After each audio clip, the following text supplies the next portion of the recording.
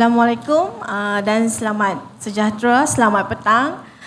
Okey, terima kasih kepada Tuan Moderator Dr. Suresh. Okey, yang dihormati rakan penceramah petang ini.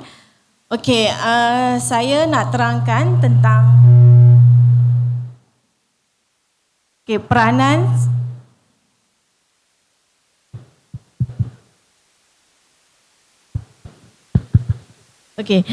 peranan Sungai Batu dalam pembentukan tamadun awal Kedah Tua. Okey, boleh next? Okey, yang ini kedudukan Sungai Batu. Okey, kebanyakan Dr. Nasha juga sudah terangkan. Okey, kita next. Okey, yang ini lokasi Kedah Tua. Okey, cuma Dr. Nasha juga terangkan juga tadi kedudukannya dan 3 peranan sungai penting ketika itu. Okey, next. Okey, yang ini saya nak terangkan maksudnya kenapa pada ketika itu Kedah Tua dia menjadi tumpuan. Okey, disebabkan oleh kedudukannya yang terletak di antara persimpangan daripada timur dan juga daripada barat. Okey, dan selain itu disebabkan oleh kawasan Kedah Tua ini yang terlindung daripada tiupan angin monsun yang menyebabkan ia menjadi pilihan utama untuk pedagang untuk singgah di situ. Dan juga kalau kita lihat kat sini, okey next. Dengan kedudukan ini dia kaya dengan salah satunya sumber bahan mentah iaitu bahan dagangan yang juga menjadikan tarikan kepada pedagang untuk singgah. Okey, yang ini adalah kajian berkaitan Bujang Valley pada tahun 1988 yang dijalankan oleh Jane Allens.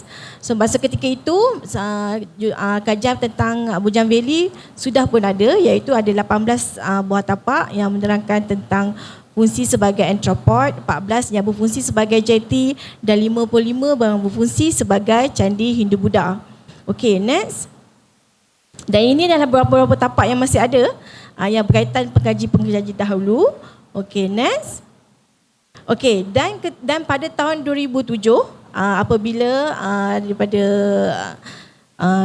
Profesor Dr. Mokhtar Saidin juga yang asalnya untuk menjalankan penyelidikan di tapak arkeologi iaitu tujuannya untuk melekapkan pemetaan tapak arkeologi. So kita dah tahu pengkaji luar dah buat kajian, cuma kita nak tahu bila sebenarnya tapak arkeologi Lembah Bujang ni bermula. So melalui pemetaan palu alam yang telah dijalankan telah mengesankan yang mana persekitaran yang pada awal itu yang titik pertama adalah terletak di kepada Sungai Batu yang pada ketika itu dia adalah sebuah daratan. Okey. Okey, next. Okey, yang ini apabila kurun keempat yang mananya kita lihat menjelang kurun keempat masih aras laut mula menurun dan menyebabkan kompleks Sungai Batu menjauh daripada sungai. So kalau kita lihat kat sini peranan Pengkalan Bujang dan juga Sungai Emas pun sudah mula aktif pada ketika ini. Okey, next. Dan sehingga ke sini kita tengok daripada laluan sungai pun kita lihat daripada kurun ke-11 hingga 13 kedudukan sungai laluan itu sudah semakin mengecil. Okey, next. Dan sehingga ke-14 masih dan peranannya juga makin mengecil dan mula kepada tumpuan kepada Kota Melaka lah, Sultanat Melaka. Okey, next. Okey, dari asalnya tadi selepas kita lihat kepada penempatan tu selepas kajian palu alam, so daripada survey kita jangka pemetaan geofizik, pemetaan palu alam mengatakan kemungkinan tapak yang terawal pada ketika itu adalah tapak tamadun dekat Sungai Batu. So kita decide untuk buat jalan penyelidikan di situ. Hasil daripada penyelidikan kita start tahun 2009, kita menemui 4 penemuan utama. Okey, iaitu kita ada jumpa 4 fungsi tapak, iaitu tapak keagamaan, iaitu tapak ritual, tapak pelabuhan, tapak syabanda dan juga tapak peleburan besi. Okey, tapak arkeologi Sungai Batu ni kalau kita lihat di sini dia kalau dia on the way kita nak ke Merbok ni kita dah jumpa tapak arkeologi Sungai Batu dan dia masih boleh dilawati. Boleh datang untuk lihat. Maksudnya di sini saya terangkan apa yang ada di sana dan nanti kalau ada masa boleh lihatlah dekat tapak arkeologi Sungai Batu. Okey. Okey, next. So yang ini kedudukan, okey, hasil daripada 2009 dan akhir sekitar tahun 2020. So kita ada 53 buah tapak. Okey, 53 buah tapak yang ada 4 fungsi itulah. Okey, next.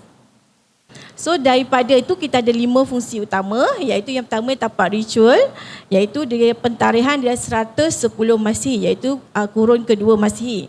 Dan juga yang keduanya adalah sokongan ritual, iaitu kedudukan dia adalah terletak dikelilingi tapak ritual tu. Ada 5 buah dan kita ada 11 buah tapak jeti dengan pentadbiran kurun ke-5 sebelum Masihi hingga ke-13 Masihi. Dan kita ada tapak pelabuhan, iaitu kurun ke-5 sebelum Masihi hingga kurun ke-17 Masihi. Dan kita ada 17 tapak peleburan besi, iaitu kurun ke-8 sebelum Masihi hingga kurun ke-15 Masihi. Okey, next. Okey, kalau berdasarkan dating tadi, kita menggunakan dengan kaedah radiokarbon, accelerated mass spectrometry, itu AMS, dan juga optical stimulated illumination, iaitu OSL. Yang ini nanti Dr. Saiful akan terangkan lah. Okey, kita menjalankan tiga-tiga ini adalah pentadbiran secara kronometrik, iaitu saintifik. Okey, next. Okey. Kalau kita lihat kat sini, ketiga-tiga ni, nanti saya akan terang by fungsi. Okey, kita beri kepada next. Okey, yang ini adalah tapak ritual SB1B. Okey, kita namakan dia tapak keagamaan sebab pada ketika itu, kalau kita tengok basement yang paling bawah itu, dia dah memegang kepada agama Ananisma. Iaitu pada kurun kedua Masihi, masyarakat itu percaya pada unsur alam. Okey, kemudian sekitar kurun ke-6 Masihi, kalau kita lihat dia ada 4 segi dan juga struktur bulatan, dia bertukar kepada agama Buddha. Okey, sebab kita jumpa batu bersurat yang juga menerangkan tentang mantra Buddha. So kalau kita lihat kat situ, kedudukan dia itu memang kedudukan yang dianggapkan suci sebab dia menghadap kepada Gunung Jerai. Okey, cuma dia apa yang berlaku bila adanya perdagangan, interaksi perdagangan dan sebagainya, so pengaruh agama itu berlaku dan masyarakat itu bertukar dan jadi kepada memegang transisi agama kepada agama Buddha. Okey, untuk tapak arkeologi Sungai Batu, bukti agama yang kita ada adalah agama Ananisma kepada agama Buddha. Okey, kepada agama Hindu kita tidak dapat bukti yang adalah dekat tapak arkeologi Sungai Batu. Okey, next. Yang ini saya kata ada bahagian basement, so ada struktur 4 segi dan ada struktur bulatan di bahagian tengah dia. Okey, next. Yang ini lakaran persekitaran keseluruhan, yang mana kalau kita lihat dia ada tapak SB1C, 1D, 1E dan juga 1F yang juga menyokong kepada fungsi tapak agama ini. Okey, next. Okey, yang ini batu bersurat yang dikata kita ada menemuinya, iaitu berdasarkan tulisan tu menerangkan tentang adalah transisi antara Brahmi, iaitu Pallava, yang itu berdasarkan abjad yang bertulis, iaitu sezaman kurun ke-3 hingga kurun ke-6 Masihi. Okey, materialnya adalah jenis sabak dan ditemui di bahagian barat tapak. Yang ini kita temui memang semasa ekskavasi dan dia masih attach lagi masa tu dengan batu bata. Okey. Untuk next, okey, yang inilah batu bersurat yang ditemui dan dia temui di atas bata monumen. Okey, next. Okey, yang keduanya kita nak pergi adalah jeti dan juga pelabuhan. Okey.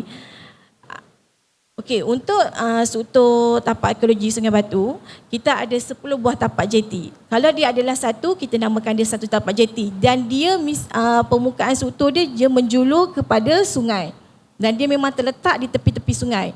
Tapi apabila dia ditemui 10 buah, so kita namakan dia sebagai pelabuhan sebab dia pelabuhan yang pesat, sebab dia ada banyak.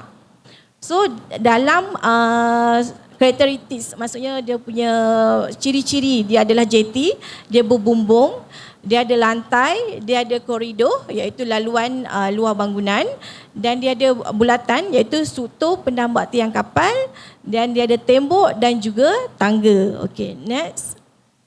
Okey, yang ini saya lihat dia daripada kita ada lihat kat situ adalah bata dan juga atap genting. So kita tahu dia berstruktur berbumbung dan dia ada struktur bulatan kat situ adalah pelapik tiang. Okey, next.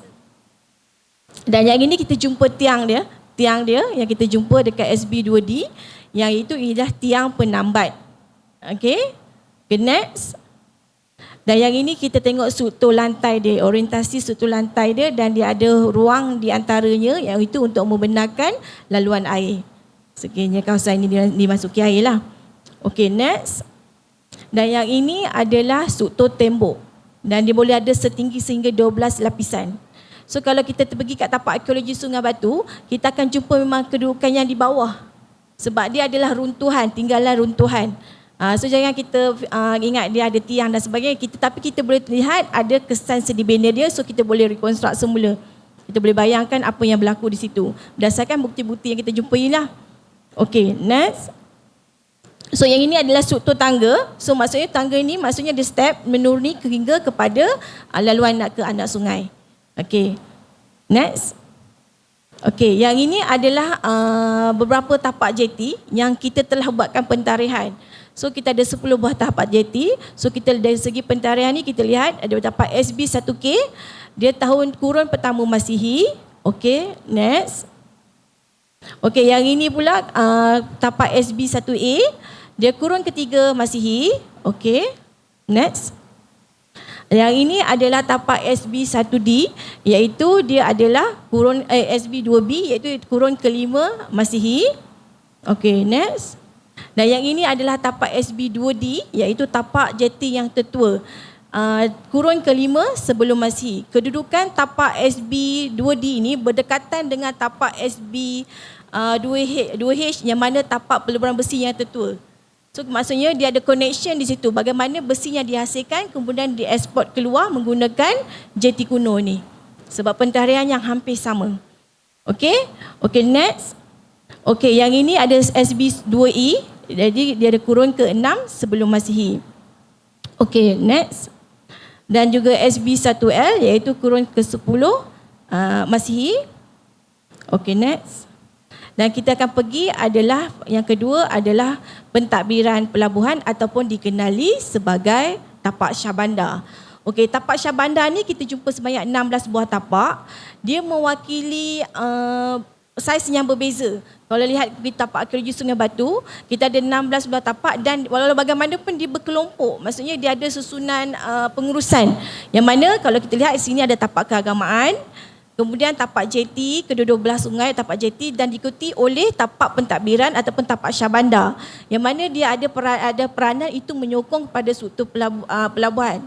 Ada tapak yang bersaiz besar dan bersaiz kecil. Yang besar tu kemungkinan dia ada tempat penyimpanan gudang dan sebagainya.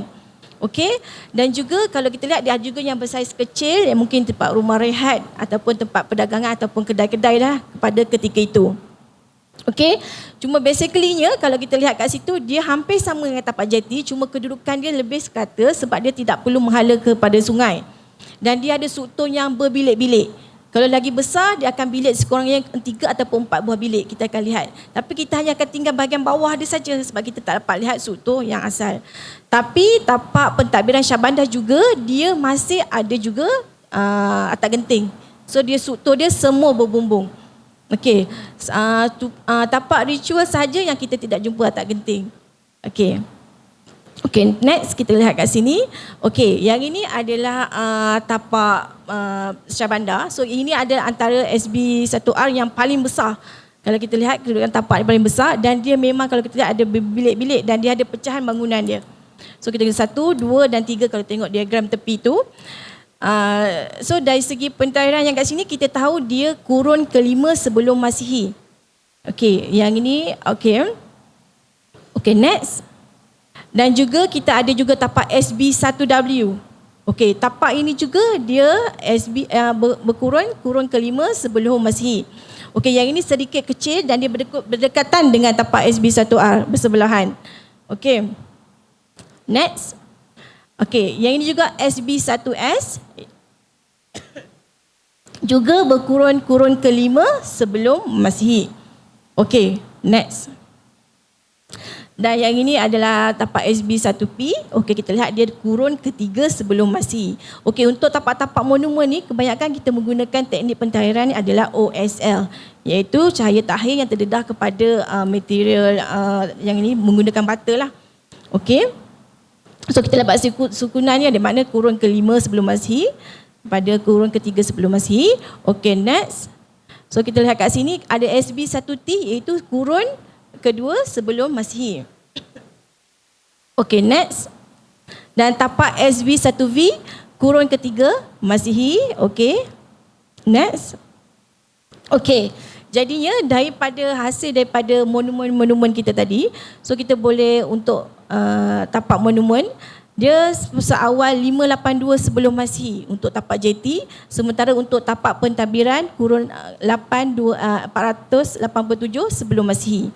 Okey, dan kita lihat kat sini dia punya struktur monumen tu dia daripada tanah liat, iaitu kalau kita lihat kat sini dia daripada juga menggunakan tanah liat untuk pembinaan bata, dan dia juga gunakan sedikit resin ataupun lumpur untuk perikat pada struktur-struktur bangunan tu. Okey, dan dia punya base kalau kita lihat kat sini untuk tapak-tapak monumen tu base dia adalah laterite. Okey, iaitu untuk penguat pada struktur bangunan. Dan kalau kita tahu untuk tapak monumen jeti dan juga tapak Shah Bandar, dia ada roof tile, iaitu dia ada atap genting, dan dia juga ada tiang layar, tiang. Jadi maksudnya dia adalah struktur yang berbumbung. Okey, next. Okey, untuk tapak peluruhan besi, okey. Okey, next. Okey, untuk tapak peluruhan besi, so kita ada kat sini kurun ke-8 sebelum Masihi berdasarkan pentarian kronometrik iaitu radiokarbon. Okey. Jadi bila adanya tapak peluruhan besi yang dijumpai di tapak arkeologi Sungai Batu, ini juga adalah satu data baru kepada Kedah Tua, iaitu pada ketika itu maksudnya industri besi adalah salah satu produk yang dieksport keluar. Maksudnya ekonomi kita berasaskan besi. Okey, yang sebelum ni kalau kita kenal Lembah Bujang, dia lebih kepada entropat perdagangan, iaitu tempat persinggahan pada pedagang-dagang untuk mendapatkan bahan mentah ataupun sumber air dan sebagainya. Tapi apabila kita temui tapak arkeologi Sungai Batu, dia ada produk lain, iaitu produk yang lebih dominan, iaitu dia adalah produk yang boleh menghasilkan jongkong besi. So kalau kita lihat, kita ada biji besi, sumber yang paling dekat kita ada dekat area sekitar UiTM, yang paling banyak kita ada kat Gunung Jerai. So tapi kita lihat dekat tapak arkeologi Sungai Batu tu, kalau kita pergi kat belakang tu ada kampung Sungai Batu Besi. So kat situ pun maksudnya dia ada sumber besi yang paling hampir dengan dia. Okey, dan yang keduanya selain daripada sumber biji besi tu, kita juga kaya dengan pokok bakau, iaitu bahan bakar untuk proses pembakaran dan juga untuk peleburan besi. Okey, dan untuk tapak arkeologi Sungai Batu, bagaimana kita boleh tahu yang dia adalah tapak industri besi? Sebab kita ada jumpa bukti yang sangat banyak sehingga ratusan ribu, dan 17 buah tapak, dan kita tengok kita jumpa biji besi yang ada pelbagai saiz, dan kita juga ada sisa relau, iaitu untuk pembakaran lah. Dan kita juga ada tuye, iaitu tuye kalau kita tengok itu adalah untuk corong untuk laluan udara angin ke dalam relau. Dan kita tengok apa yang terhasil daripadanya adalah kita lihat sisa besi, sebab kita ada bukti arang. Kita jumpa arang dan juga abu, dan kita jumpa juga jongkong-jongkong besi. So artinya jongkong-jongkong produk besi ini adalah yang telah akan dieksport keluar. Okey, next. Okey, yang ini saya tunjuk dalam bulatan itu adalah bukti arang yang kita jumpa setebal 13 cm. Okey, yang kita memang jumpa kat situ, memang saya ekskavasi kat situ masa saya jumpa, sebab ini memang kawasan peleburan besi. Sebab kalau tengok bahagian-bahagian atas tu semuanya kepingan tanah liat, maksud bekas tinggalan relau. So bila kat bahagian bawah tu, atas tu semuanya sisa besi, tapi sisa besi yang lebih halus. Dan kemudian baru kita jumpa arang abu setebal 13 cm. Okey, next. Okey, yang ini yang saya katakan tadi adalah kepingan-kepingan tanah liat yang dijumpukan base kepada relau itulah. Okey, kita kaya dengan tapak arkeologi Sungai Batu sebab kita ada sungai kuno, dan kita kaya dengan sumber tanah liat. So maksudnya kalau dia nak produce untuk menghasilkan relau tu tak ada masalah. Sebab kita kaya dengan sumber tanah liat, maksudnya setiap kali dia nak mulakan peleburan dan dia perlu musnahkan dia sebab nak ambilkan iron ingot tu, sebab ini proses peleburan besi secara blumeri. So tak ada masalah sebab dia boleh bina semula. Okey, sebab kita kaya dengan sumber bahan mentah. Okey, untuk next. Okey, yang ini adalah jongkong besi yang dihasilkan. Kita tak boleh nak fikir jongkong besi itu berbentuk spesifik, dia tidak ada bentuk. Okey, dia tidak ada bentuk, dia semi pepejal dan dia dah campuran besi tulen, iaitu sama ada sisa besi dan juga besi betul. Sebab kita kena faham konsep yang ini adalah peleburan besi yang paling basic sekali. Kalau kata blumeri proses, iaitu proses peleburan besi secara langsung, iaitu bahan bakar dan juga bahan besi dicampurkan sekali. So produk tu cara tak langsung memang ada sedikit akan ada jugalah sisa besi dan juga sisa kotoran mineral lain. So memang kita takkan maksudnya kita boleh expect dia akan dapat pure 100% besi. Okey. Dan kalau kita tahu dia akan dapat produk yang semi pepejal sebab suhu dia tidak tinggi. Suhunya sehingga 1200 darjah Celsius. So kalau kita tahu suhu untuk takat lembu besi adalah 1535 darjah Celsius. So dia tidak akan dapat sehingga peringkat dia melebur. So kita tengok tak boleh fikir aspek kita akan dapat dalam bentuk yang spesifik tertentu. Jadi dia adalah hasilnya disebabkan suhu yang tidak terlalu tinggi. So dia dalam bentuk semi pepejal. Okey, dan dia perlu dikeluarkan. Kita ketuk bagi dia padat dan dia memang hasil dalam bentuk yang tiada bentuk yang exactly lah. Cuma bentuk lebih kurang hampir kepada 4 segi begitu. Okey, kalau kita lihat juga kat sini ada catatan daripada Al-Kindi dan Al-Bruni yang mengatakan antara ketika itu 3 besi terbaik dunia pada ketika itu adalah Yaman dan juga yang kedua adalah Kalai dan yang ketiga adalah India ataupun Hindi. So kita boleh katakan besi yang dihasilkan oleh Kedah Tua adalah yang antara 3 yang terbaik di dunia pada ketika itu. Okey? Okay, next. Okay, yang ini kita jumpa produk-produk besi. Okey, tapi selepas dijalankan analisis, komposisi kimia dia tidak sama. Maksudnya dia tidak menghasilkan alatan-alatan ini untuk sebagai produk akhirnya.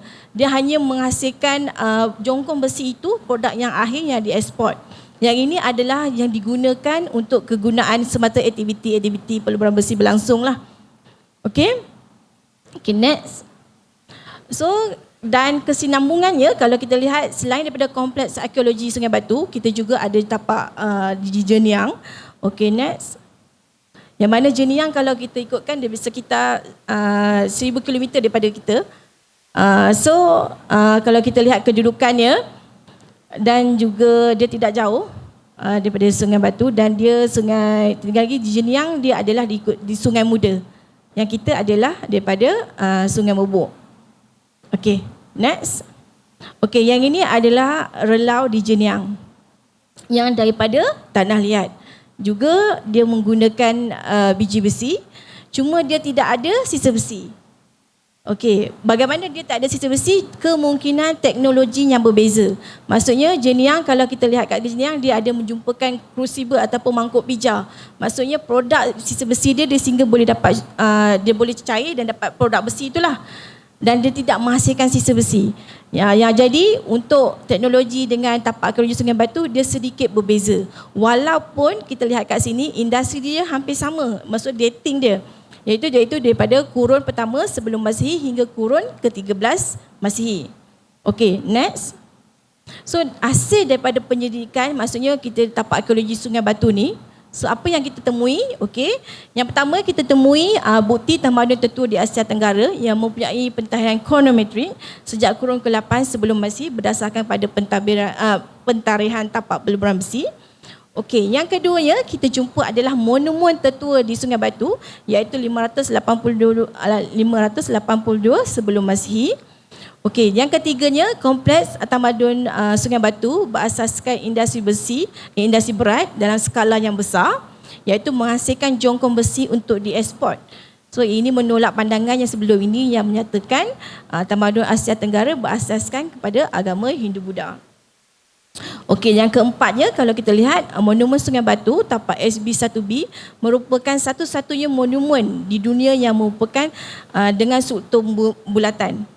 Diikuti di atasnya struktur 4 segi dan juga akhirnya struktur membulat. Dan juga penemuan industri peluburan besi di Sungai Batu mendedahkan teknologi canggih peleburan menggunakan relau dan tuya sebagaimana bagian lain di dunia. Dan kita lihat kat sini juga kompleks Sungai Batu mendedahkan pelabuhan sungai yang besar dan juga sibuk iaitu berdasarkan bukti struktur jeti sungai yang canggih dan banyak di kedua-dua belah tebing Sungai Batu kuno. Dan akhirnya kompleks Sungai Batu mencadangkan struktur sosial hierarki yang sangat tinggi bersama dengan sistem pentadbiran yang tersusun untuk membolehkan industri berat dan perniagaan, bangunan dan lain-lain berlangsung dengan jayanya. Okey, next. Okey, yang ini saya nak bandingkan maksudnya kronologi tapak-tapak antara yang popular maksudnya dekat Asia Tenggara lah iaitu Angkor iaitu 9,000 tahun dahulu, Borobudur 1,100 tahun dahulu dan kompleks Sungai Batu 2,600 tahun dahulu. Okey, next. Yang ini pula diterangkan maksudnya kedudukan selain ada tapak-tapak lain, kerajaan-kerajaan lain yang wujud pada ketika itu. Ini Dr. Nasha pun ada terangkan dalam slide dia. Okey, next. Okey, yang ini kedudukan pentarihan, maksudnya kurun ke-8 sebelum Masihi sehingga kurun ke-12 Masihi. Yang ini nanti Dr. Saiful akan terangkan lebih jelas lah. Okey, juga metod penggunaannya digunakan. Okey, next. Okey, yang ini saya buat comparison dengan tapak-tapak peluburan besi yang ada di Asia Tenggara. So kita tengok range kat situ, ada sekitar ada yang 499 BC, iaitu sekitar 500 sebelum Masihi. Sehingga kalau kita lihat kat sini, pada latestnya pun ada sekitar kurun ke-14 Masihi. Okey, yang ini dalam aspek dalam Asia Tenggara itu sendiri. Okey, untuk next slide. So saya cuba letakkan kat sini iaitu perkembangan teknologi peluburan besi di Kompleks Sungai Batu. So kita ada dua, iaitu pengembangan itu oleh disebabkan oleh faktor persekitaran, yang keduanya interaksi dalaman serta hubungkan antara kesemua fenomena sosialnya, maksud interaksi perdagangan dan sebagainya. So saya letak kedudukannya sekali dengan maksudnya daripada India. Kalau kita lihat kat situ, India pada ketika itu paling tertua untuk proses peluburan besi adalah 1300 hingga 1200 sebelum Masihi. Sri Lanka pula, kalau kita tahu dia telah wujud 1000 hingga 900 sebelum Masihi. Okey, dan juga di China kalau tahu 1000 sebelum Masihi. Cuma di China dia ada teknologi lain, dia teknologi cara bagas yang hampir sama dengan Jenyang. So jadi kita Asia Tenggara dirumuskan sekitar 300 sebelum Masihi. Okey, jadi untuk kedudukan Kedah Tua iaitu 788 sebelum Masihi hingga 535 sebelum Masihi itu, dia adalah tidak menjadi kejanggalan sebab dia sudah ada hubungan interaksi itu. Dan kalau kita tengok tamadun besar pada ketika itu, India telah pun mula melakukan proses peluburan besi. So kalau kita sokong dengan pentarian yang lebih konkret, dia tidak, maksudnya dia posisi itu dengan kedudukan Sungai Batu pada ketika itu dia adalah fit dan dia mencukupi untuk menyokong bahawanya teknologi itu mungkin, sebab dia kemungkinan sama ada dia adalah modifikasi teknologi tempatan ataupun dia boleh dibawa daripada luar. So kalau misalnya daripada luar, kita lihat India dan juga Sri Lanka, dia telah pun memulakan proses peluburan besi belum meri yang sama, iaitu dia juga menggunakan 2 year. Lepas tu proses peluburan besi belum meri, cumanya sedikit berbeza ada kedudukan bentuk relau. Dan kita tahu modifikasi teknologi tempatan dia bergantung kepada relau itu adalah bentuk, maksudnya budaya tempatan masyarakat itu sendirilah. Dan dia berbeza dan dia memang akan berbeza berdasarkan budaya masyarakat itu sendiri. Okey, next. Okey, itu saja dari saya tentang arkeologi Sungai Batu.